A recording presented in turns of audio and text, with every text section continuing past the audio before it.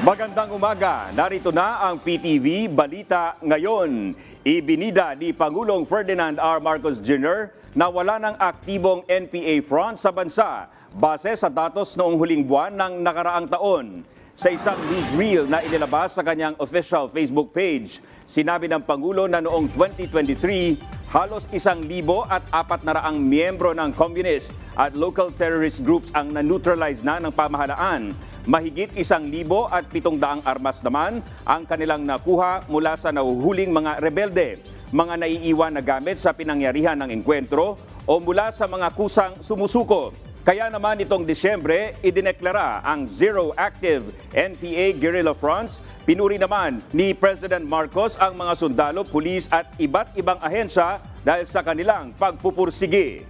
Maganda naman ang performance ng ating AFP, maganda naman ang performance ng ating mga pulis, at magandang koordinasyon ng SND, ng Department of National Defense. Lahat ng ating mga intelligence agencies ay silang nagtutulungan, kaya naman naging matagumpay itong ating kampanya kontra sa internal terrorism. Umalis ng bansa kagabi si Pangulong Ferdinand R. Marcos Jr. para dumalo sa kasal ng Royal Prince ng Brunei na si Abdul Mateen. Mismo si Sultan of Brunei Hassan Al Bolkiah ang nag-imbita sa kanya. Si Prince Abdul ang ika-6 sa line of succession para sa trono. Inaasahan naman na makakasama ni Pangulong Marcos sa royal wedding ang iba pang heads of state. Pinapatunayan din ng kanyang pagdalo ang katatagan ng bilateral ties ng dalawang bansa. Babalik din naman ng Pilipinas ang Pangulo ngayong araw.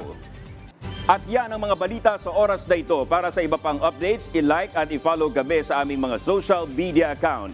Ako po si Dominic Albelor. Magandang umaga.